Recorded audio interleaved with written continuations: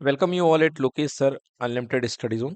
So class 11th physics में हमारा chapter waves चल रहा है और इसमें हम सेकेंड लेक्चर यहाँ पे स्टार्ट कर रहे हैं। बच्चों कल हमने काफ़ी सी चीज़ें आपको बता दी जिसमें ट्रांसवर्स वेव मोशन और लॉन्गिट्यूडनल वेव मोशन आपको एक्सप्लेन किया गया।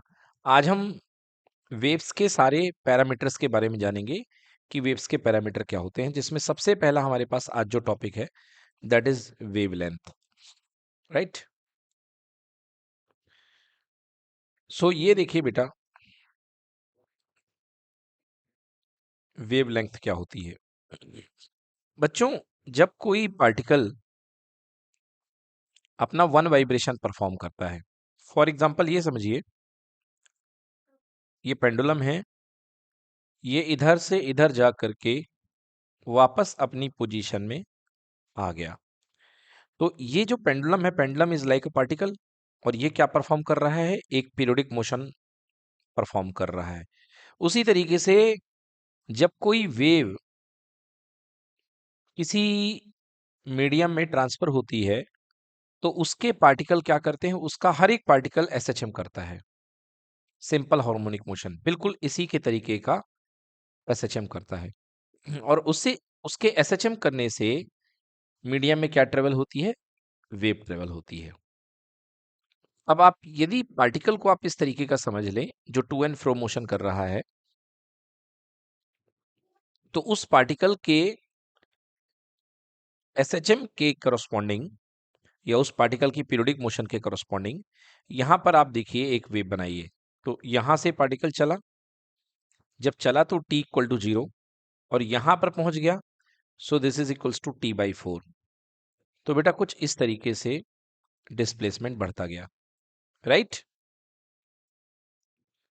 फिर इसके बाद में ये t/2 वापस यहां पर आ गया, सॉरी, सबसे पहले यहां से यहां तक गया था, दिस इज t/4, एंड फिर यहां तक गया t/2, देन वापस यहां पर आया 3t/4, एंड वापस यहाँ पे आकर के कंप्लीट हो गया।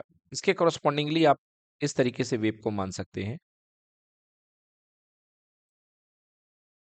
कि इस तरीके से ये वेव प्रोपगेट कर रही है। आपने यहां पर देखा वन वाइब्रेशन, और वन वाइब्रेशन के करस्पॉन्डिंग मीडियम में जो ये वेव ट्रेवल हुई है, this is called one wave, और इस वेव की लेंथ को बेटा बोलते हैं वेव लेंथ। मतलब स्ट्रिंग में ये वेव कितनी दूरी तक चली है?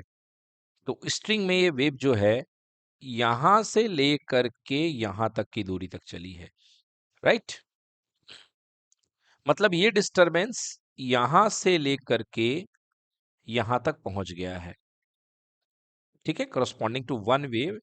ये डिस्टरबेंस यहां से लेके यहां तक पहुंच गया है, this is called wave length. ये जो लेंथ है ऑफ वेव है, this is called one wave length. तो बेटा ये वेव लेंथ कहलाएगा, राइट। सो इसको कई तरीकों से निकाला जा सकता है कि वन ऑसिलेशन में वेव कितनी लेंथ को ट्रेवल करती है, that is called one wave length. The length travelled by a wave during one oscillation of a particle of the medium, right. एक तो ये बात कही जा सकती है। दूसरे तरीके से आप इसको ये भी कह सकते हो, अगर आप इसको वेव इस तरीके से कंटिन्यूसली वेव को देखें, तो बेटा this position is highest displacement position called crest, और ये भी नेगेटिव साइड में हाईएस्ट डिस्प्लेसमेंट पोजीशन है, this is called trough. So crest से क्रस्ट के बीच की distance is also called wavelength. Yes कहलाएगी कि नहीं कहलाएगी? क्योंकि देख लीजिए, अगर आप इसको आगे बढ़ाते हैं तो अगर आप स्टार्ट से लेके दूसरे वेव के स्टार्ट होने तक की लेंथ लैम्डा थी, तो इसके सेंटर से लेकर के या पीक टू पीक भी जो लेंथ होगी क्या होगी? वेवलेंथ होगी, right. So distance between two successive crust, or you can say distance between two successive trough. Okay, distance between two successive crust or distance between two successive trough. is called wavelength. चलिए, so what is wavelength? The distance traveled by the disturbance during the time of one vibration by a medium particle. Medium का particle जब तक एक vibration perform करता है, उतने में medium के पार्टिकल के एक वाइब्रेशन में उतने में जो डिस्टेंस ट्रेवल्ड हो जाता है, किसके द्वारा? वेव के द्वारा. That that distance is called wavelength. Okay, that distance is called wavelength. In case of transverse wave, the wavelength may be defined as the distance between two successive crests or troughs. In case of longitudinal wave, the wavelength lambda is equal to distance from the center of the one compression or rarefaction to the other. देखिए, आपको कल बताया गया था कि जो wave होती है आपकी लॉन्गिट्यूडनल वेव, वो जो होती है वो लॉन्गिट्यूडनल वेव कंप्रेशन वेव होती है, एक सॉरी प्रेशर वेव होती है, और वो कंप्रेशन और रेयर फ्रैक्शन के फॉर्म में आगे बढ़ती है. राइट, चलिए तो देख लेते हैं इसको. ये देखिए यहां से एक लॉन्गिट्यूडनल वेव, फॉर एग्जांपल हम साउंड वेव ले लेते हैं. तो साउंड वेव में ये देखिए ये पहला कंप्रेशन है, और कंप्रेशन के सेंटर से लेकर के नेक्स्ट कंप्रेशन के सेंटर तक की जो डिस्टेंस होती है, this is called wavelength. Right, या रेयर फ्रैक्शन के सेंटर से लेकर के नेक्स्ट रेयर फ्रैक्शन के सेंटर तक की जो डिस्टेंस होती है, that is called wavelength. Right, ये यहां पर आपको ग्राफ दिखाए जा रहे हैं. ये डेंसिटी का वेरिएशन है और ये प्रेशर का वेरिएशन है. ओके, तो प्रेशर के कारण डेंसिटी में वेरिएशन आता है, इस वजह से लॉन्गिट्यूडनल वेव को प्रेशर वेव भी बोलते हैं. That's why longitudinal waves are called pressure wave. Right, ये इनके प्रेशर में वेरिएशन आता है. अगर मैं कंप्रेशन का ग्राफ बनाऊं आपको, तो देखिए कुछ इस तरीके से यहाँ पे ग्राफ बन रहा है. सबसे पहले जब सोर्स से साउंड निकला तो कंप्रेशन हाईएस्ट था, फिर धीरे धीरे धीरे धीरे कंप्रेशन लो होता गया, एंड एक पॉइंट पर कंप्रेशन सबसे कम हो गया. That point is called rarefaction. Right, मतलब मैं इसी के करस्पॉन्डिंग ग्राफ्स वेरिएशन दिखा रहा हूं आपको, किसका? प्रेशर का या डेंसिटी का. Okay, yes. फिर इसके बाद देखिए प्रेशर फिर से इंक्रीज होना शुरू हुआ, एंड एट द सेंटर आके प्रेशर टॉप पॉइंट पर पहुंच गया. राइट, तो ये प्रेशर का वेरिएशन आपने देख लिया है. चलिए वापस आते हैं. सो यहां पे कहा गया था कि जो लॉन्गिट्यूडनल के वेव वेव के टर्म्स में जो आपका वेवलेंथ होता है, it is equal to the distance of the centre of one compression to the another. बोलिए, ग्राफ से आपको क्लियर हो गया, डायग्राम से? भाई यहाँ पे एक कंप्रेशन है, फिर अगला कंप्रेशन है. चलिए देख लीजिए, मिटा देता हूँ फिर से इसको. तो ये कंप्रेशन से लेकर के कंप्रेशन के बीच की दूरी, that is called one wavelength. Okay, otherwise आप रेयर फ्रैक्शन से रेयर फ्रैक्शन के बीच की भी दूरी ले सकते हैं, एंड बीच का मतलब आपको सेंटर से लेना है, बिकॉज कंप्रेशन जोन तो इतना बड़ा है.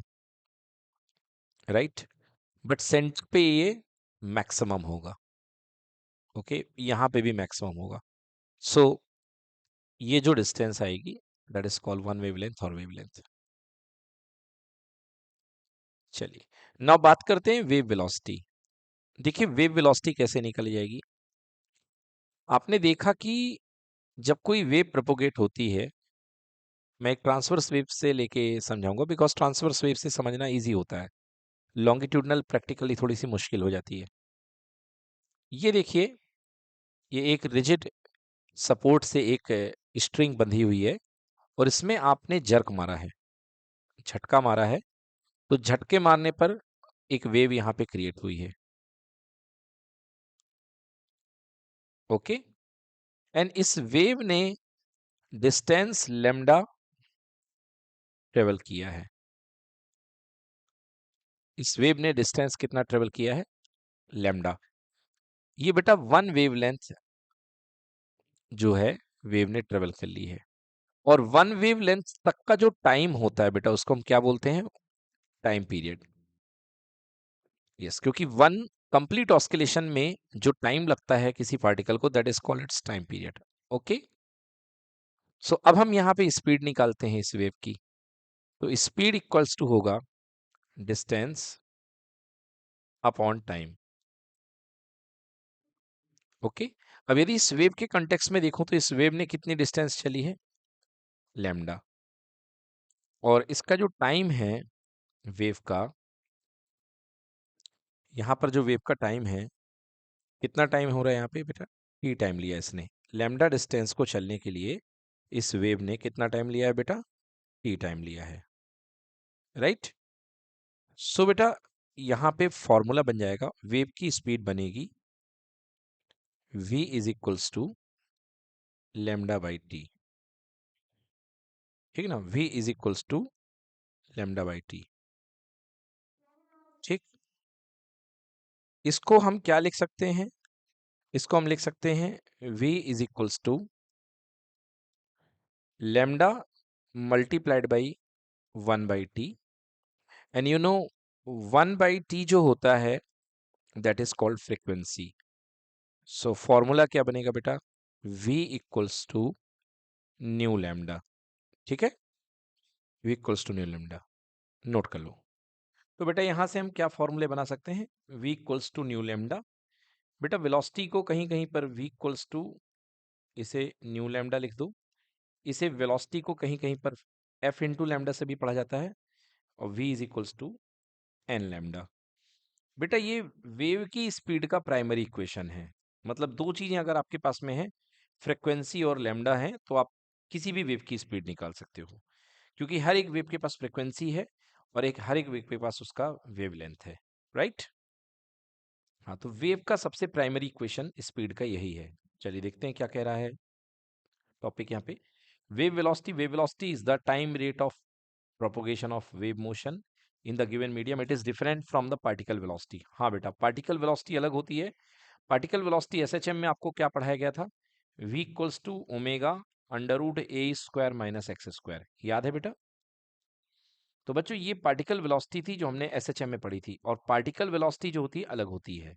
मतलब एसएचएम का जो पार्टिकल जिस वेलोसिटी से मूव कर रहा है that is called particle velocity, but हम क्या पढ़ रहे हैं? Wave velocity. So wave velocity is different from the particle velocity. Wave velocity depend upon the nature of medium, ये नेचर पे डिपेंड करती है मीडियम के। एंड वेव वेलोसिटी का जो जनरल फॉर्मूला होता है, v is equals to frequency multiplied by wavelength, और you can say v equals to nu lambda, right.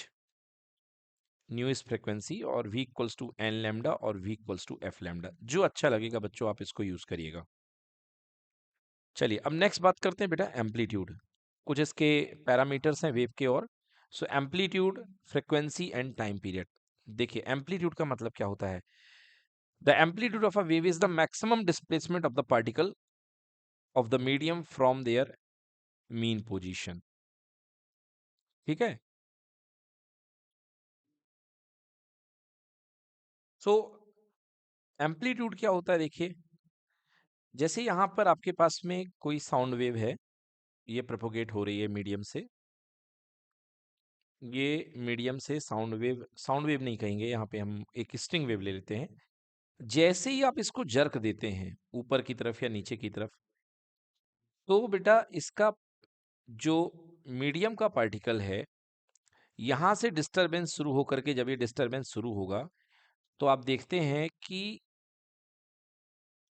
ये टॉप लेवल तक डिस्प्लेसमेंट पार्टिकल यहाँ पे एक हाईएस्ट डिस्प्लेसमेंट को गेन करता है। ओके, ये जो ये पार्टिकल है ये highest level of displacement gain करता है। ये जो हाईएस्ट लेवल ऑफ डिस्प्लेसमेंट है इसको बोलते हैं एम्पलीट्यूड, राइट। चाहे वो पॉजिटिव साइड में हो या वो नेगेटिव साइड में हो, बेटा इसकी जो वैल्यू होती है this is called magnitude. Commonly इसको प्लस ए और इसको माइनस ए से शो किया जाता है। ओके, डायरेक्शन चेंज हो गई इसलिए इसको माइनस। सो बेटा ये क्या है? What is amplitude? एम्पलीट्यूड जो होता है that is called highest displacement, right. Highest displacement. तो जब पार्टिकल हाईएस्ट डिस्प्लेसमेंट ट्रेवल करेगा, ओके, तो जब एक वेव फ्लो होती है, तो वेव फ्लो करने के लिए पार्टिकल क्या करते हैं? वाइब्रेट करते हैं। और पार्टिकल वाइब्रेट जब करेगा, तो जिस समय हाईएस्ट डिस्प्लेसमेंट ये ट्रेवल करेगा, the amplitude of wave is the maximum displacement of the particle medium from there mean position. तो मीडियम का पार्टिकल जितना मैक्सिमम डिस्प्लेसमेंट कवर कर पाए, उसी डिस्प्लेसमेंट को आप क्या बोलते हैं? एम्पलीट्यूड बोलते हैं, राइट? यस। सो एम्पलीट्यूड समझ गए। नेक्स्ट बात आती है फ्रीक्वेंसी की। आइए फ्रीक्वेंसी देखते हैं, बहुत ही सिंपल कंसेप्ट है फ्रीक्वेंसी का। आपने देखा कि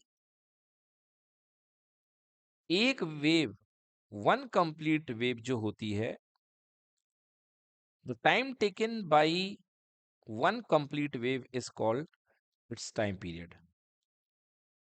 बिकॉज वन कंप्लीट वेव तब होगी जब एक कंप्लीट ऑसिलेशन पूरा होगा एक पार्टिकल का।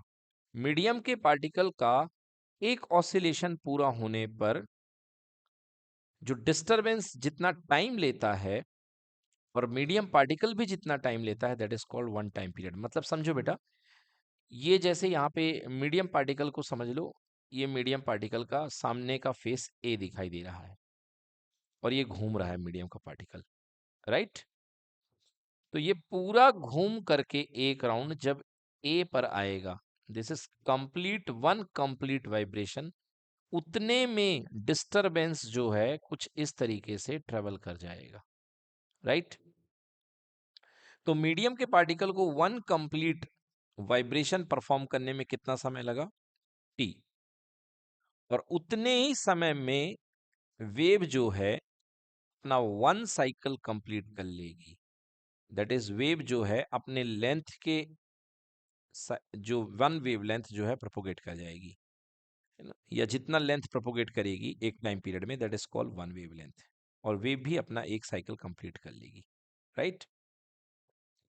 तो आप कह सकते हैं कि टी सेकेंड में how many vibrations are there? One vibration, because t is the time period. In t second there is one vibration, okay? So in 1 second there are how many vibrations? 1 upon t vibration. And number of vibration performed in 1 second is called frequency.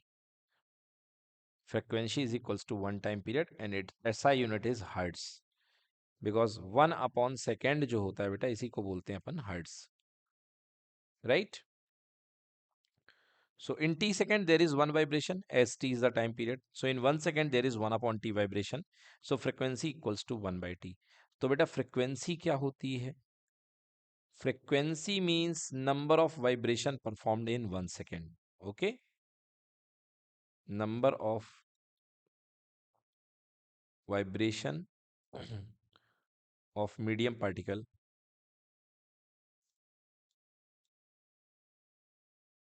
in 1 second. Clear बेटा? तो 1 second में medium particle कितने vibration perform करता है? The number of vibration made by the particle in 1 second is called frequency. It is represented by nu. Its unit is hertz, and nu equal to 1 by t. Clear बेटा? 1 second में जितने vibration perform हुए हैं उसको frequency बोलते हैं। जैसे मान लीजिए आपके पास एक वेव है, वेव प्रोपोगेट हो रही है, और मीडियम में वेव कुछ इस तरीके से प्रोपोगेट हो रही है, 1 2 3 4 एंड 5। बेटा ये टाइम एक्सेस है, राइट? और टाइम एक्सेस के साथ यहाँ पर दिस इज 1 सेकेंड। ये टाइम एक्सेस में ये कितने सेकेंड है बेटा? 1 सेकेंड। अब आप देखिए मीडियम के पार्टिकल ने इस 1 सेकेंड के अंदर कितने वाइब्रेशन परफॉर्म कर लिए कंप्लीट? बेटा यहां से शुरू एंड यहां से खत्म। This is vibration number 1, this is vibration number 2, vibration number 3, vibration number 4 and vibration number 5। So in 1 second there are how many vibration? 5 vibrations. So what is frequency? Frequency equal to 5 hertz, right? So frequency equal to 5 hertz. बच्चों आपको पता होना चाहिए कि एक मच्छर जो होता है ये इस तरीके का, ये मच्छर 1 सेकंड में बेटा अपने पंखों को 500 बार ऊपर नीचे कर लेता है। सो बेटा मच्छर की जो फ्रीक्वेंसी होती है मॉस्किटो की, that is equal to 500 hertz. 1 second में ये 5 बार, सॉरी 500 बार, 500 टाइम्स अप एंड डाउन कर लेता है। क्लियर? मतलब नीचे ले जाएगा और फिर ऊपर और फिर नीचे, फिर अपनी पोजीशन पर। मतलब वन साइकिल, एक एक वाइब्रेशन, एक वाइब्रेशन के जैसे 500 वाइब्रेशन कर लेता है 1 सेकंड में। सो मच्छर की फ्रीक्वेंसी कितनी हो गई? 500 हर्ट्ज। राइट। तो देखते हैं time period. The time taken by a particle to complete one vibration is called time period. बिल्कुल सही बात है, चाहे आप पार्टिकल के नजरिए से देख लें, चाहे आप वेव के नजरिए से देख लें। ओके, ये टाइम टेकन बाय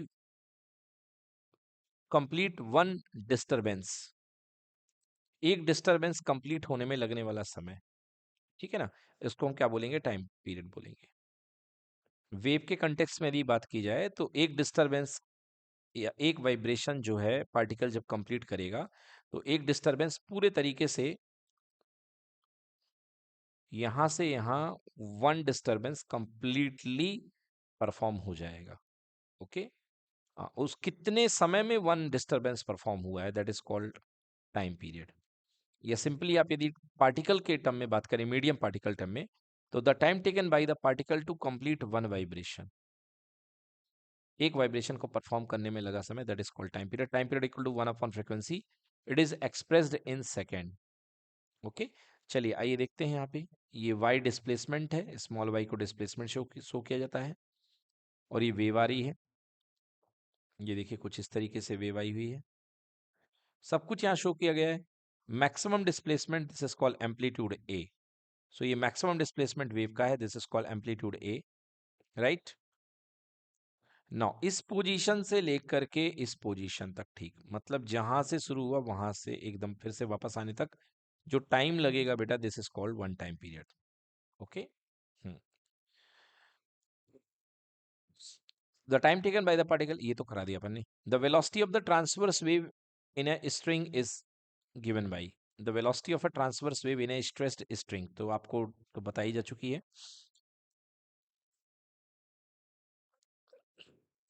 ओके, चलिए बच्चों नेक्स्ट हेडिंग बनाइए, speed of transverse wave in a stretched string. Formula बनाएंगे, speed of transverse wave in stretched string.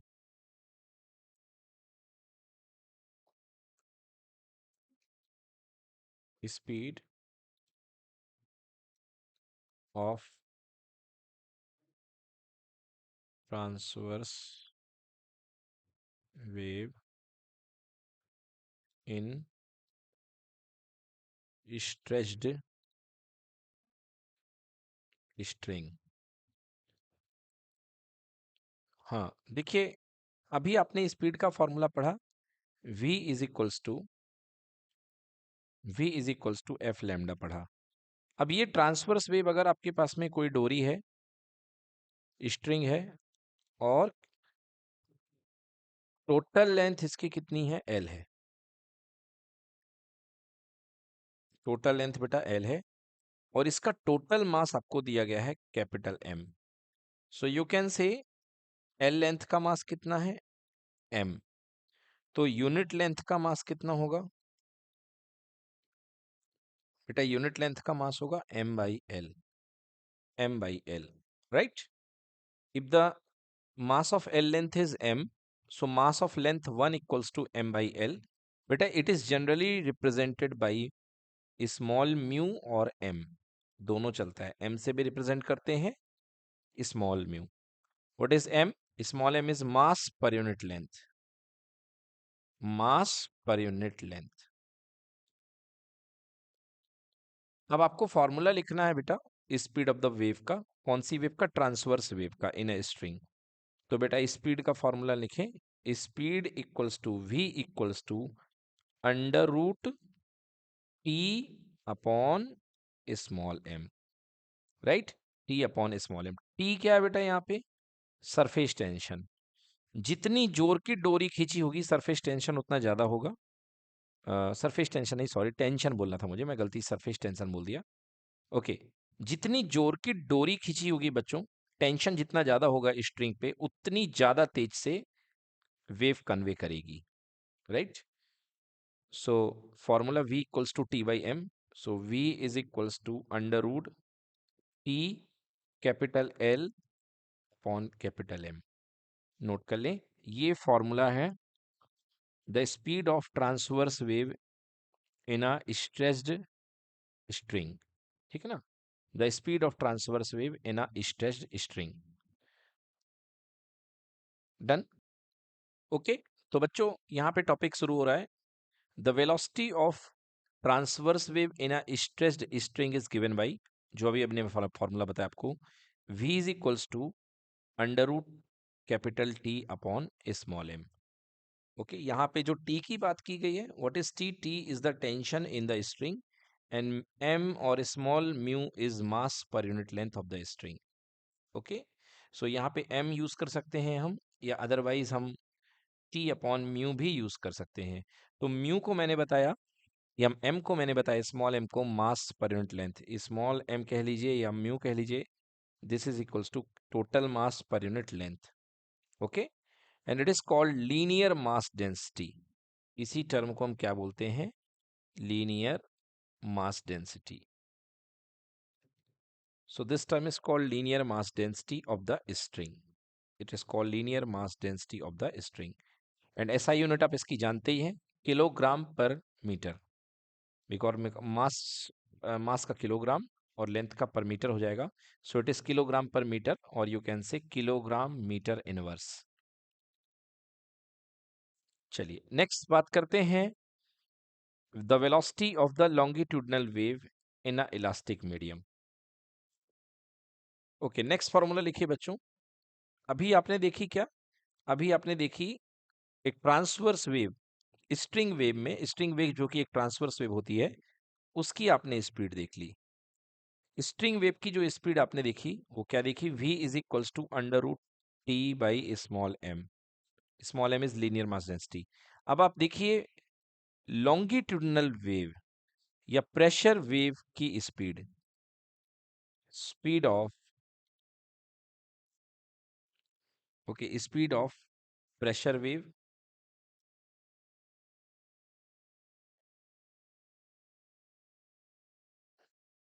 और लॉन्गिट्यूडिनल वेव, ठीक है। तो बच्चों आपको स्पीड प्रेशर वेव की या लॉन्गिट्यूडनल वेव की डिराइव करनी है।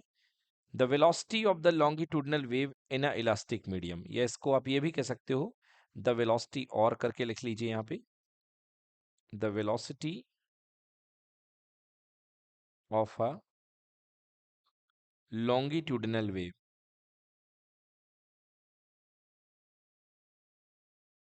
इन a medium.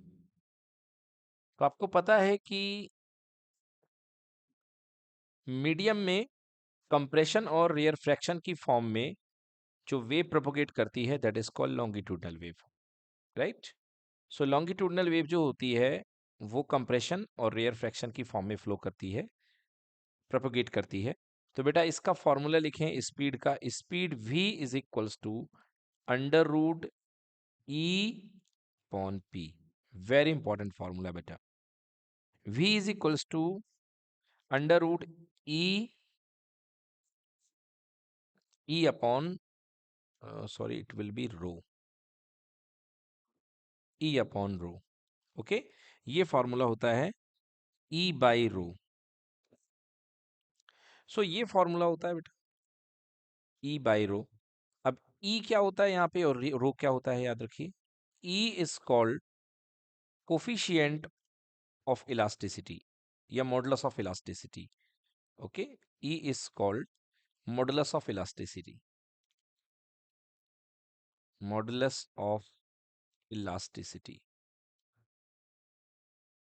And what is rho? Rho is called density of material medium, या मीडियम मटेरियल। नोट कर लें, बहुत इंपॉर्टेंट फॉर्मूला है। Rho is called density of the medium material.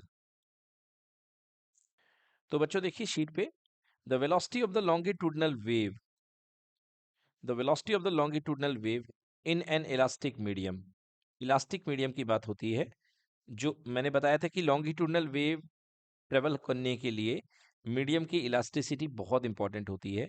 तो अगर कोई इलास्टिक मीडियम है, उसमें कोई लॉन्गिट्यूडनल वेव प्रोपोगेट हो रही है, तो फॉर्मूला क्या होगा बेटा, वेलोसिटी का, स्पीड का, speed of the wave equals to under root E by rho. Okay, where E is called modulus of elasticity of the medium. E is called modulus of elasticity of the medium and rho is called density of the medium. Rho is called density of the medium. Clear. अब आपको जब हमने properties of material पढ़ाई थी, mechanical properties of material, तो मैंने आपको तीन टाइप के मॉडुलस ऑफ इलास्टिसिटी बताए थे। First is Young modulus denoted by gamma और Y. Second is bulk modulus denoted by beta, या इसको हमने के से भी डिनोट कर दिया था। And third is share modulus denoted bye Neeta, right. तो अगर आप यहां पर if E is Young modulus of elasticity, अगर आप ई के यंग मॉडुलस होने की बात कर रहे हैं, मतलब यदि आप कोई सॉलिड मटेरियल ले रहे हैं, याद रखिएगा, अगर आप यहां पर कोई सॉलिड मटेरियल ले रहे हैं तो कोफिशिएंट ऑफ इलास्टिसिटी की जगह क्या आएगा, यंग मॉडुलस ऑफ इलास्टिसिटी आएगा, and formula will be young modulus upon rho, right. अगर आप गैसियस मीडियम ले रहे हैं, क्योंकि गैसियस मीडियम के लिए यंग मॉडुलस नहीं लगता है, उसमें क्या लगता है, bulk modulus. So in that case आपके पास में क्या बनेगा, इन दैट केस आपके पास में बनेगा bulk modulus beta by rho. Clear. तो एक बार फिर से मैं इसको एलैबोरेट कर देना चाहता हूं। अगर ई की वैल्यू यंग्स मॉडुलस है,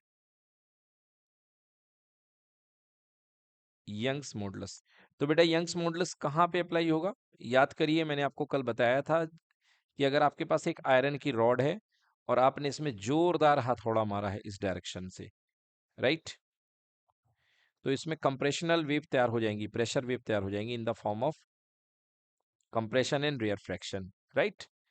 तो इन दैट केस यहां पर जो वेलोसिटी ऑफ द वेव होगी, अंडर रूट ई की जगह आएगा Young modulus by rho. Clear, yes. And second E की बात करते हैं, second coefficient of elasticity is called bulk modulus, bulk modulus. So बेटा बल्क मॉडुलस जो होता है, इसको डिनोट किससे करते हैं, आइदर बी से भी डिनोट करते हैं, बीटा से डिनोट करते हैं, या कहीं जगह के से भी डिनोट करते हैं, राइट। तो बेटा फॉर्मूला क्या बन जाएगा, v is equals to under root beta by rho, और you can say it is equals to K by rho. Clear बच्चों। तो चलिए बच्चों अगला क्वेश्चन नोट करिए। अब क्वेश्चन है हमारा, derive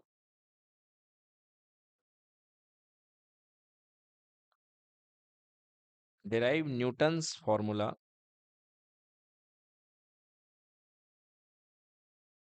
formula for velocity of sound, for velocity of sound. Sound wave की वेलोसिटी के लिए न्यूटन्स का फॉर्मूला डिराइव करिए, ठीक ना। और आपको बताना है इसमें point out error in Newton's formula. Newton's के फॉर्मूले में क्या एरर थी वो आप बताइए। Point out error in Newton's formula, hence discuss Laplace correction, Laplace correction. Yes, ये देखिए ये क्वेश्चन अपने आप में एक पूरी कहानी कह रहा है। तो बेटा साउंड की स्पीड का फॉर्मूला हम सबसे पहले डेवलप करने जा रहे हैं, जिसको न्यूटन ने डेवलप किया, और वो कहला गया Newton's formula, Newton's speed of sound, जिसको आप न्यूटन की स्पीड जो होती है 332 मीटर पर सेकंड पढ़ते हैं। राइट। उसके बाद में लाप्लास आते हैं और उन्होंने न्यूटन्स के फॉर्मूले में कुछ करेक्शन किया। ओके, सो चलिए इसको हम प्रूफ करते हैं। यहाँ पे हम प्रूफ करते हैं, डिराइव करते हैं Newton's formula. Okay, so we are deriving here Newton's formula for speed of sound. चलिए, क्या एजम्पशन था? सबसे पहले न्यूटन ने ये मान के चला कि इस साउंड का जो प्रोपोगेशन होता है, sound wave propagation in air is a isothermal process. ठीक है ना? सबसे पहले न्यूटन ने इस चीज को माना। सो न्यूटन एज्यूम दैट आपको लिखना पड़ेगा कि Newton assume that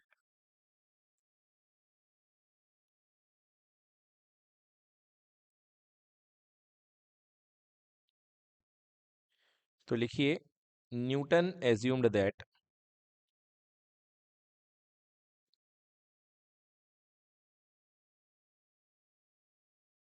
assume that sound travels through air, sound travels through air under isothermal condition, under isothermal condition। तो न्यूटन साहब ने जो साउंड के प्रोपोगेशन को माना, वो ये माना कि साउंड जब प्रोपोगेट होता है तो मीडियम का टेम्परेचर बिल्कुल नहीं बदलता है, ये एक आइसोथर्मल प्रोसेस है। Right, isothermal condition. And for elastic medium, you know, elastic medium के लिए स्पीड ऑफ लॉन्गिट्यूडिनल वेव, अभी अभी हमने पढ़ा, स्पीड ऑफ लॉन्गिट्यूडिनल वेव क्या होती है? v is equals to under root E by rho. Right, E by rho. Give it equation number 1। सो ये हमने स्पीड ऑफ लॉन्गिट्यूडिनल वेव पढ़ा, and as sound wave is the longitudinal wave, तो इसमें ये फॉर्मूला बिल्कुल फिट होगा। Now as the process of propagation is isothermal, now for isothermal condition. आप जानते हैं बच्चों की आइसोथर्मल कंडीशन क्या होती है? Isothermal condition is equals to P into V is equals to constant. Right, isothermal condition में आपने देखा है कि P इज inversely proportional to V, so P is equals to K upon V, so P into V is equals to constant. ये condition बनेगी। Right, now delta use कर लीजिए, so delta P V equals to delta of constant. Right बच्चों, constant में change कितना आता है? Zero. So delta किसी भी कांस्टेंट क्वांटिटी का कितना हो जाएगा? जीरो हो जाएगा। Now this delta will apply, delta means differentiation एक तरीके से, so first function into second function का differentiation plus second function into first function का differentiation. Right, so v into delta p, clear, equal to zero. So यहां से आप क्या लिख सकते हैं? यहां से आप इसको लिख सकते हैं p delta v is equals to minus of v delta p। Right, p delta v is equals to minus of v delta p. You can write it p dv is equals to negative of v dp. Okay, now p is equals to negative of dp divided by v by dv. Okay, ये गलत हो गया बच्चों, यहाँ पे फिर से सही करते हैं इसको। Minus of v dp whole divided by dv। Okay, so p is equals to negative of dp and dv upon v को मैंने नीचे ले आया, okay, minus dp upon dv by v। एक बार फिर से इस चीज को अच्छे से देख लीजिए, ये थोड़ा सा टफ पड़ता है। So p delta v is equal to minus of v delta p। So delta v की जगह आप dv पुट कर दे, p dv equal to negative of v dp। So p is equals to minus v dp upon dv। So p is equal to minus dp divided by dv by v, dv by v, right. अब ये देखिए क्या लिखा हुआ है बेटा, ये ऊपर लिखा हुआ है दिस इज कॉल्ड स्ट्रेस, और ये क्या है बेटा, change in volume upon original volume, this is called strain. So ये वाला जो ऊपर वाला पार्ट है बेटा, ये स्ट्रेस है, और नीचे वाला पार्ट क्या है बेटा, स्ट्रेन है। तो हमें ये समझ में आ रहा है कि आइसोथर्मल प्रोसेस में स्ट्रेस अपॉन स्ट्रेन किसके इक्वल आता है बेटा, प्रेशर के इक्वल। किसके इक्वल आता है, प्रेशर के equal. Okay, so by equation 1, by first equation मैं क्या लिख सकता हूं, फर्स्ट इक्वेशन में मेरे पास है v is equals to under root coefficient of elasticity divided by rho. Okay, so v is equals to, बेटा देखिए यहां पे आपके पास में कोफिशिएंट ऑफ इलास्टिसिटी किसके इक्वल आ चुका है, प्रेशर के equal. So it will become p by rho. तो ये बन जाएगा आपके पास में p by rho. So this is Newton's formula for speed. Okay, Newton's formula है स्पीड का, speed of a sound wave in elastic medium. Okay, so लिखेंगे this is Newton's formula of for the velocity of sound in air. This is Newton's formula for the velocity of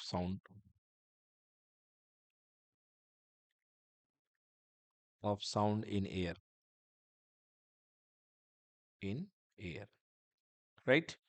तो यहां पर ये जो Newton's का formula हमको मिलता है, और बेटा इसकी हम वैल्यू पुट करते हैं ऑन पुटिंग द वैल्यूज। तो अभी अभी आपने क्या निकाला, v is equals to under root p by rho, ठीक ना। तो यहां पर हम एयर की डेंसिटी और एयर का प्रेशर पुट करते हैं बेटा।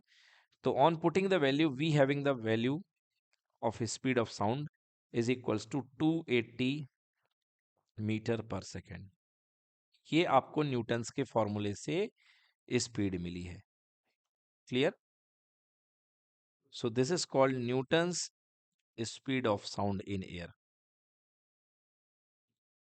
Newton's speed of sound in air. बेटा ये प्रैक्टिकली इनकरेक्ट है, बट मगर जो एक्चुअल स्पीड मिली है बेटा आपको, actual speed, so what is actual speed, actual speed sound में जो मिलती है बेटा, साउंड की एक्चुअल स्पीड एयर में मिलती है, that is 332 metre per second, right. तो ये जो स्पीड आ रही है ये कम आ रही है, न्यूटन की स्पीड कम आ रही है और एक्चुअल स्पीड स्पीड क्या है, ज्यादा है, राइट। तो अब यहां पर करेक्शन आता है, और जिस करेक्शन को लाप्लास ने दिया, सो अब हम पढ़ने वाले हैं लाप्लास करेक्शन। ओके, तो लाप्लास ने क्या करेक्शन दिया, लाप्लास ने क्या कहा, लाप्लास ने ये कहा कि जो न्यूटन कह रहे थे कि propagation of sound in air is a isothermal process, that is wrong. Laplace suggested that Laplace suggested that sound wave travel under adiabatic condition. Okay, Laplace ने कहा propagation of sound in air is adiabatic process. What process? Adiabatic process. Yes. तो मतलब यहां पर Newton साहब ने कहा था कि आइसोथर्मल प्रोसेस है, मतलब change in temperature equal to zero. Laplace ने कहा no no no no, change in temperature zero नहीं होगा, एडियाबेटिक प्रोसेस है, means change in heat equal to zero. Okay, change in heat की वैल्यू कितनी होगी, जीरो होगी। अब आपको यहां पर फॉर्मूला यूज करना है, लाप्लास करेक्शन का। तो लाप्लास ने इसको एडियाबैटिक प्रोसेस माना और क्या कहा, when sound wave travels in air change in volume and pressure takes place rapidly. एक पॉइंट आप लिख सकते हैं कि change in volume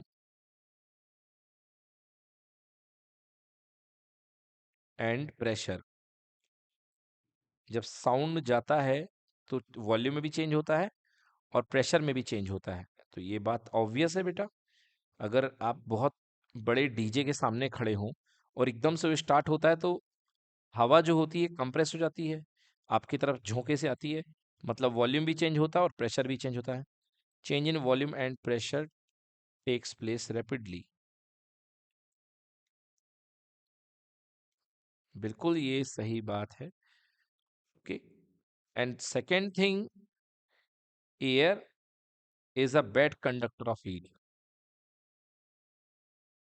bad conductor of heat. और भैया जब बैड कंडक्टर ऑफ हीट है तो इसलिए जानी सी बात है कि ये प्रोसेस कभी आइसोथर्मल हो ही नहीं सकती है। ओके, क्योंकि जब हीट का ट्रांसफर नहीं हो रहा है तो ये प्रोसेस एडियाबैटिक होगी, और एडियाबैटिक प्रोसेस के लिए सो ये प्रोसेस एडियाबैटिक होगी। So we can use adiabatic function. क्या होता है, हम यूज कर सकते हैं P V to the power gamma equals to constant. पहले क्या पढ़ा था, P into V equal to constant. Okay, क्योंकि हमने आइसोथर्मल कंडीशन मानी थी। So we can use here adiabatic condition. Okay, so in adiabatic condition P into we की power gamma equals to constant. So P into we की power gamma is equals to some constant K. अब बेटा यहाँ delta लगा दो, means differentiation P into we की power gamma equals to differentiation of constant. तो ये बेटा कितना हो जाएगा, जीरो हो जाएगा, राइट। नाउ अब इसके बाद इसका डिफरेंशिएशन करो, first function into differentiation of v की power gamma plus second function into differentiation of pressure equals to constant का differentiation zero, right. So you can write it p into, बेटा v की power gamma का कितना हो जाएगा, gamma v की power gamma minus one, okay, plus v की power gamma into delta P equals to zero. हमें क्या चाहिए, हमें delta P by delta we चाहिए है। ओके, अच्छा यहाँ पे एक चीज और भूल गया, वी की पावर गामा माइनस वन के बाद डेल्टा वी भी आएगा। कैसे, देखो वी की पावर गामा आपके पास में है। चलिए इसको एक काम करिए,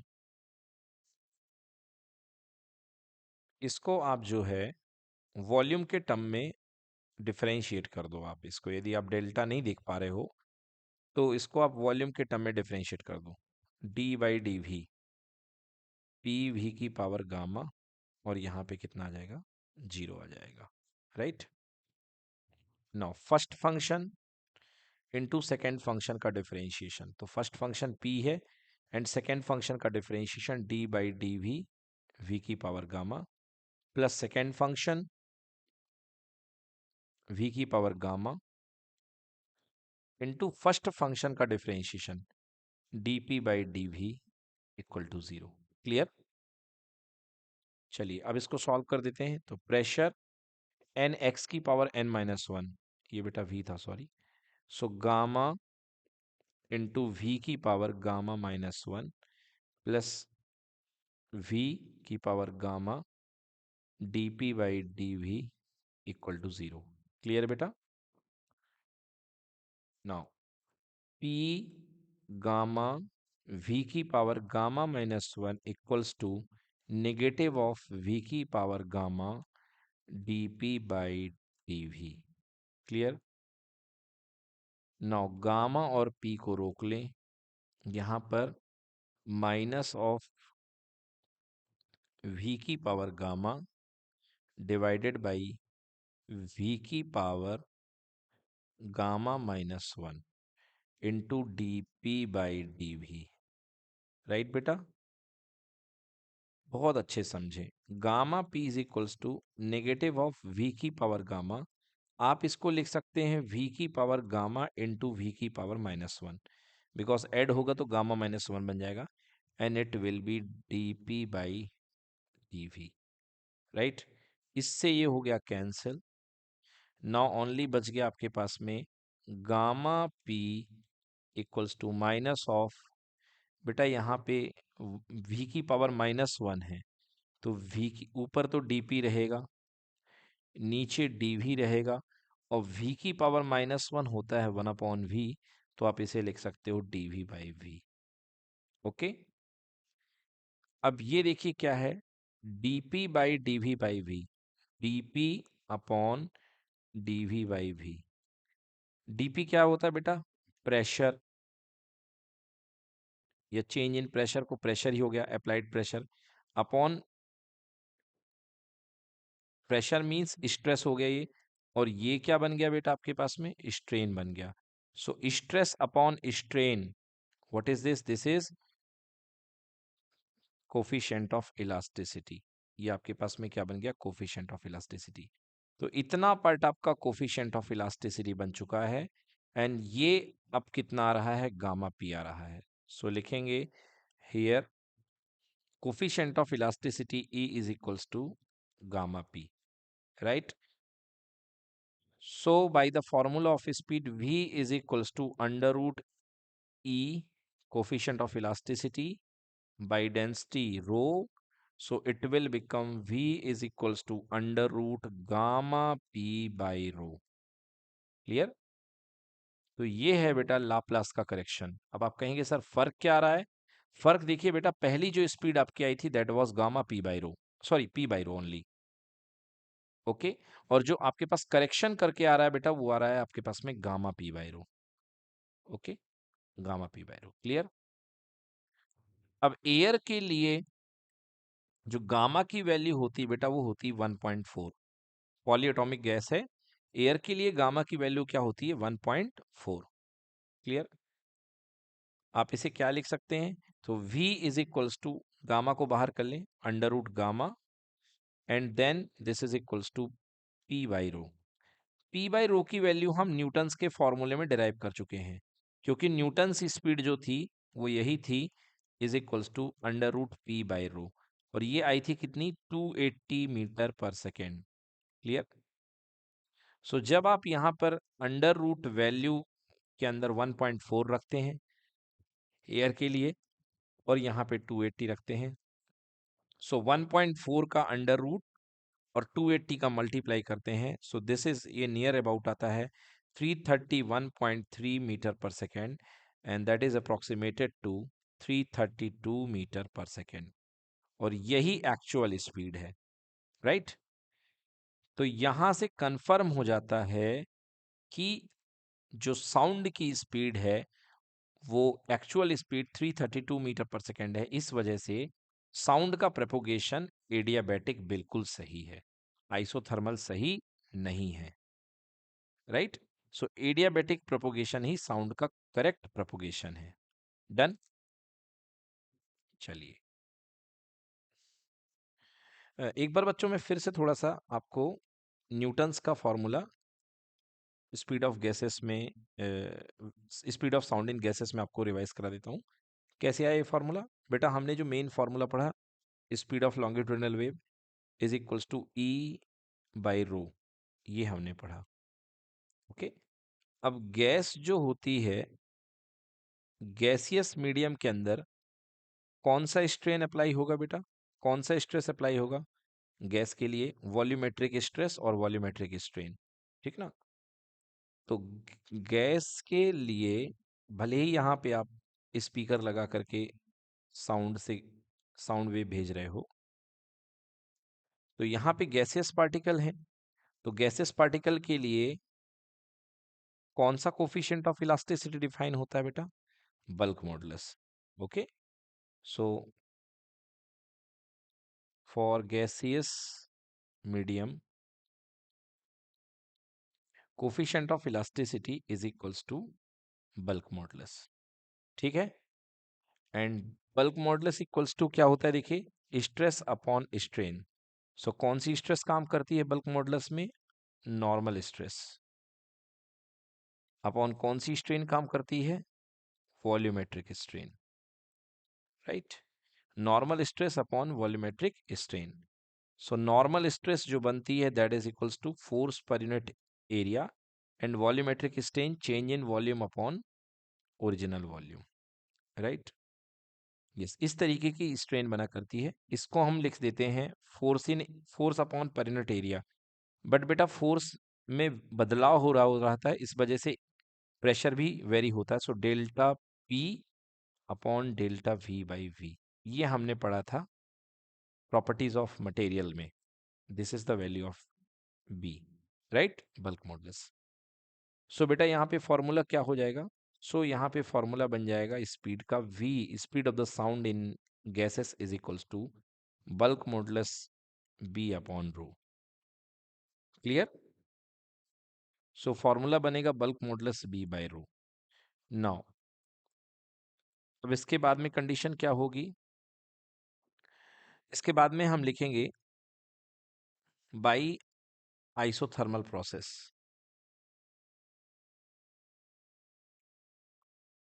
ओके, आइसोथर्मल प्रोसेस। तो आइसोथर्मल प्रोसेस से क्या होता है बेटा? P into V is equals to क्या आता है बेटा? कांस्टेंट आता है। So P into V equals to constant है, so apply delta. So delta P V is equals to delta of constant, and constant का डिफरेंशिएशन जीरो हो जाएगा।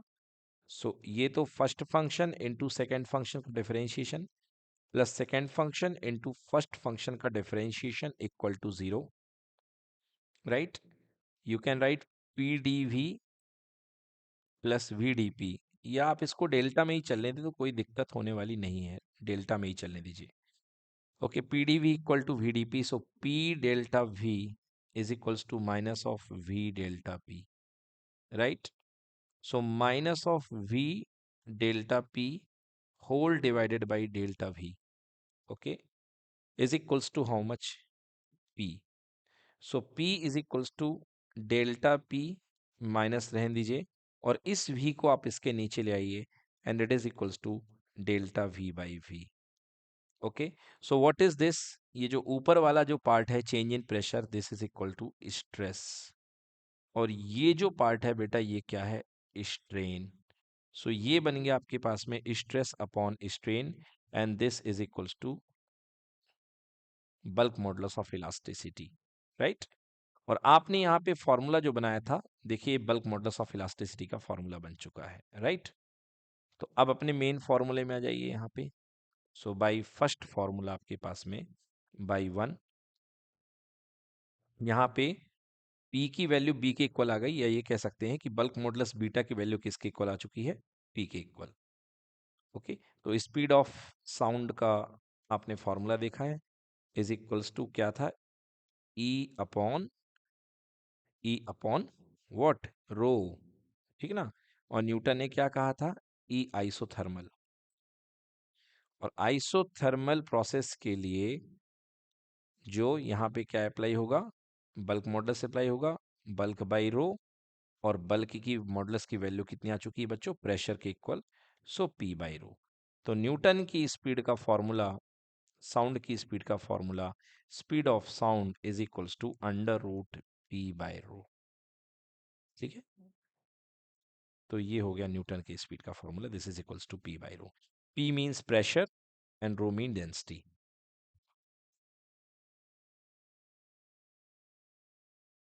चलिए अब देखते हैं speed of gas, sorry, speed of sound in air dependence with temperature. With temperature मतलब temperature के साथ कैसे वेरी होती है स्पीड? अगर क्या हम टेम्परेचर बढ़ाएंगे तो स्पीड ऑफ द गैस बढ़ेगी या घटेगी? तो बच्चों देखिए, आपने जो फाइनली फॉर्मूला देखा लाप्लास के करेक्शन के साथ, speed of sound is equals to क्या देखा आपने? गामा पी बाई रो, ये आपने फाइनल फॉर्मूला देखा। सो गामा पी बाई रो अपने फाइनल फॉर्मूला देखा है speed of sound in air का, गामा पी बाई रो। अब आप जानते हैं बाई गैस इक्वेशन, अगर हम आइडियल गैस इक्वेशन को लेकर के चलें 1 मोल के लिए, so PV is equals to n R T. Number of mole 1 के लिए पीवी इज इक्वल्स टू कितना हो गया बेटा, आर टी। तो यहां से मैं पी की वैल्यू कितनी पुट कर सकता हूं, R T by v, where v is the volume, right. तो यहां पे मैं पुट कर दूं तो v इज इक्वल्स टू, थोड़ा v में कंफ्यूजन मत क्रिएट करिएगा, एक v को स्मॉल ले लीजिए स्पीड वाले को, और वॉल्यूम वाले को कैपिटल रखिए। तो गामा की जगह गामा, p की जगह कितना हो गया, आर टी अपॉन वी। तो p is equals to gamma R T by v into कितना हो गया बेटा, रो हो गया। ठीक है ना। तो ये बेटा पहला फॉर्मूला बन गया in the term of density. ठीक है ना, gamma R T by rho, gamma R T upon rho into v. अब आप जानते हैं कि मास इज इक्वल्स टू होता है, मास इज इक्वल्स टू, मास की बात नहीं करनी चाहिए हमें, यहाँ पे डेंसिटी की बात करनी चाहिए। You know density of a gas is equals to mass of the gas upon volume of the gas, right. तो वॉल्यूम का मल्टीप्लाई हो जाएगा, तो rho into volume is equals to कितना आ गया, कैपिटल एम। मतलब मैं यहाँ पे क्या पुट कर सकता हूँ, रो इंटू वी की जगह कैपिटल एम। तो फाइनली फॉर्मूला मेरे पास in the term of temperature आ जाएगा, velocity of sound is equals to gamma R capital T upon M. Clear. So याद रखिएगा, जो स्पीड ऑफ साउंड होती है वो इनवर्सली प्रोपोर्शनल टू गैस के मास के इनवर्सली प्रोपोर्शनल होती है। क्लियर। और टेम्परेचर के स्क्वायर रूट के डायरेक्टली प्रोपोर्शनल होती है। डन बच्चों। यस। सो आपने देखा कि ये टेम्परेचर के डायरेक्टली प्रोपोर्शनल स्क्वायर रूट के और मास के इनवर्सली प्रोपोर्शनल हुआ करती है। और कोई पूछे आपसे कि क्या प्रेशर के साथ वेरी होता है, नो, प्रेशर पर कोई डिपेंडेंस नहीं होती है। ओके। ठीक है ना। तो प्रेशर पर यहां पर कोई डिपेंडेंस नहीं है। एट कांस्टेंट टेम्परेचर, अगर टेम्परेचर कांस्टेंट है तो प्रेशर पर कोई भी डिपेंडेंस नहीं आएगी। Okay. तो बच्चों यहां पर आपने सारे फॉर्मूले देख लिए हैं स्पीड ऑफ साउंड के। एक चीज और यहाँ पे बात करने लायक है कि इस फॉर्मूले को देखिए आप, यदि सेकेंड नंबर वाले फॉर्मूले को, v is equals to under root gamma R T by rho v. So velocity of sound is equals to under root gamma R T upon rho v. ठीक है ना। तो अगर फिक्स वॉल्यूम दिया है और फिक्स टेम्परेचर दिया है, तो at constant volume and temperature जो स्पीड ऑफ साउंड होता है बेटा, वो इनवर्सली प्रोपोर्शनल टू डेंसिटी के स्क्वायर रूट के इनवर्सली प्रोपोर्शनल होगा। इट मींस अगर डेंसिटी बढ़ेगी तो स्पीड ऑफ साउंड जो हो जाएगी कम हो जाएगी, राइट। अगर डेंसिटी बढ़ेगी तो स्पीड ऑफ साउंड क्या हो जाएगी, कम हो जाएगी। ठीक है ना। तो अब बात करते हैं, स्पीड ऑफ साउंड कम हो जाएगी जब भी ह्यूमिडिटी इंक्रीज होती है बेटा, एज ह्यूमिडिटी इंक्रीजेस। ठीक है बेटा, जैसे ही ह्यूमिडिटी इंक्रीज होती है तो एयर की डेंसिटी क्या हो जाएगी, कम हो जाएगी, क्योंकि वाटर पार्टिकल की डेंसिटी बढ़ जाएगी तो एयर की डेंसिटी क्या हो जाएगी, कम हो जाएगी। तो v is inversely proportional to under root of density, और डेंसिटी की वैल्यू कम होगी तो स्पीड की वैल्यू क्या हो जाएगी, ज्यादा हो जाएगी। क्लियर। मतलब in in humid air speed of sound increases, in humid air speed of sound increases, right. हाँ, ये नोट कर लीजिए।